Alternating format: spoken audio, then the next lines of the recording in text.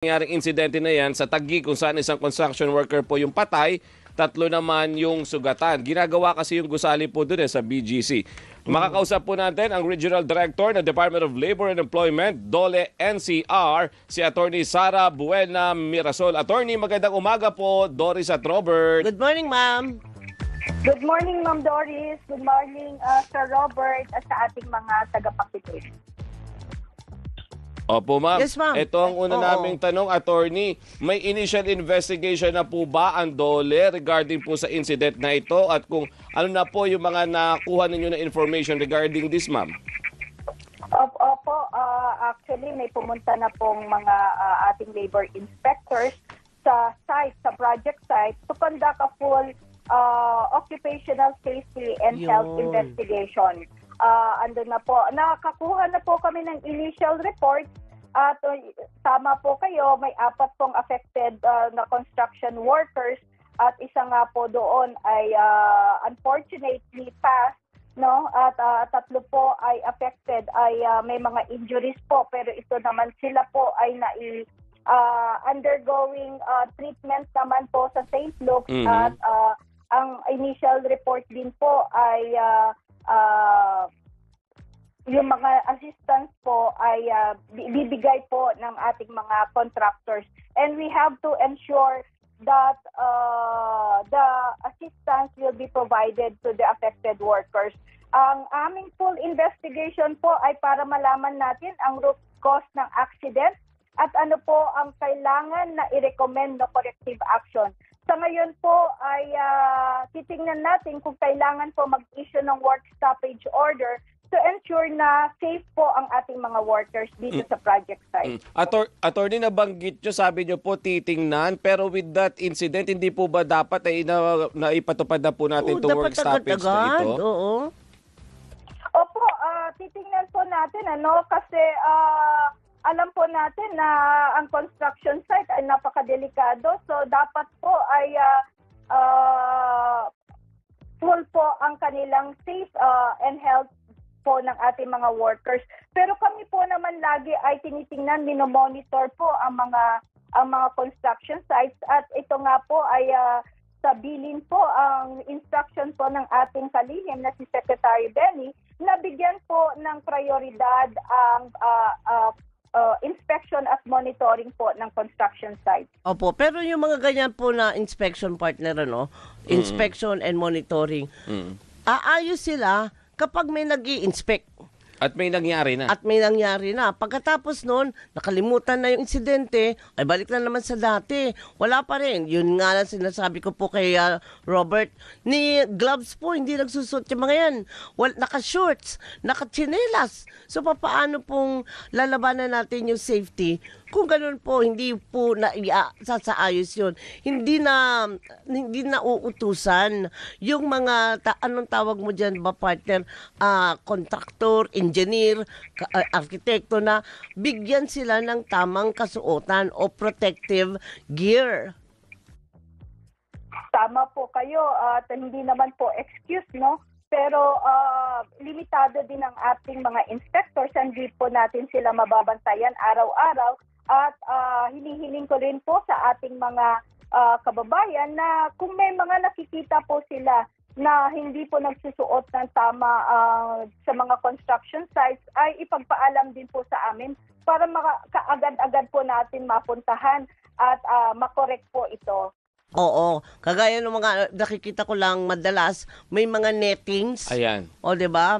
May konting scaffolding, may net, tapos yun na yun. Pero anong laban ng net pagka crane mismo bumagsak ganun kabigat. Kaya nga, ma'am. Opo, alam ko po 'yun at ngayon po again iigtingin natin ang ating mga monitoring po at ang investigation dito sa mga project sites. Ito ay uulitin po natin, whole year round naman po ay lagi ang ating priority ay ang mga construction sites po. Ayun, partner, isa na lang ako. So ano ba po ang pwedeng sanction na maharap doon sa construction firm sa pangyayaring yan? Opo, at meron po silang may impose na penalty sa dahilan na po na may namatay po dito na construction workers, may penalties po at titingnan po natin kung ano po ang mga violations po sa project site. Okay. Opo. Yung tama, kasi titingnan din natin yung iba pang possible violations diyan po Oo. sa project site. Opo. Yung mga ganyan, mga gaano katagal yung gagawing investigasyon ng DOLE NCR para makita natin kung meron talaga mga dapat managot Yun at may nga mga eh. pagkukulang po. Opo, titingnan natin ngayon kung ang ire-recommend ay ang possible pag-issue po namin ng work stoppage order. Within 48 hours naman po ay pinatatawag na natin ang contractor para kung ano po yung mga corrective actions na ginawa po sa project site. Kasi ito rin ang magiging basehan kung magiging safe ba to para ipagpatuloy ang construction works sa area. Opo, ma'am. Ay, meron ka pa, partner? Go, partner. Ay, di yung ganitong klase po, ma'am, po pwede na warning sign na rin ito Correct. sa iba pang mga construction firms? Opo, actually warning signs po at titingnan po natin lalo na sa mga high-rise buildings po. Ito po ay talagang priority at iikutan po natin itong mga high-rise buildings na Opo. construction sites po. Oo, hindi lang yung sana yung partner yung fit yung building, kundi yung meron ding fire hazard free na porsyento nung pag-inspection. Kasi partner yung iba dyan nakakalusot walang fire hazard Correct. equipment. Equipment? Sorry, sorry. Oo. At saka wala silang plano, wala at all. So pati po ba yun bubusisiin na? Opo, lahat naman po yan ng mga with respect to mga fire hazards, lahat po part yan ng safety and health protocols po, standards natin. At yun naman po ay nasa checklist at lahat po yun ay tinitingnan naman when we conduct OSH investigation po. Alright. Oo, sana mabilisan nating mabigyan ng ng solusyon kasi kaawa-awa naman din yung naapektuhan. Opo. Sorry ma'am, pahabol. Go. Pero yung immediate na tulong na makukuha nung nasawi tsaka ng mga Oo. nasugatan, ano po ang iutos ng DOLE, ma'am?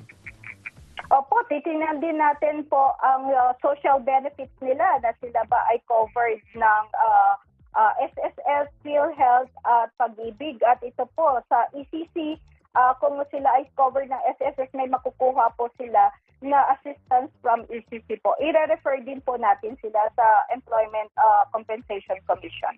Oo. Tsaka ma'am, pakisilip nga po. Kasi meron mga partner na para kumbaga, iyan na ang uso ngayon. Oh. Merong construction sa, kanyari, sabihin mo na lang na Cavite. Tapos, taga dito sa Maynila yung worker. Ang ginagawa, parang 1 week, 2 weeks, walang uwian. Dire-diretso Dire-diretso. trabaho. Oo, tapos, pagka nakakuha naman ng leave, mga 2 araw lang ka dito sa Maynila, balik ulit. Yung pahinga, Yung kulang. pahinga, opo. Ma'am, ano Opo, po? Oo. Opo, meron po na issuance po ang ating secretary regarding po yung kanilang accommodation po para makapagpahinga naman ng ating mga workers. Isa po yan sa commitment natin na kailangan po ay ang construction or ang contractor o ang employer ay mag-provide po ng accommodation para makapagpahinga. And hindi lang basta ay yung mga bunker po, dapat kompleto po kahit pa paano na makakapagpahinga po ang ating mga construction workers. Ayun. O, sige. Sige po. Mahalaga po ang mga kapakanan ng ating mga manggagawa, ma'am. Kaya itutulak namin ang DOLE. Itutulak! Hihintayin po namin Ayan. ang Action Action DOLE! Attorney, maraming salamat po. Thank you, ma'am. Welcome po at maraming salamat Ma'am Doris at Sir Robert. Ayan, si Attorney Sara Buena Mirasol, ang Regional Director ng DOLE NCR. Oo,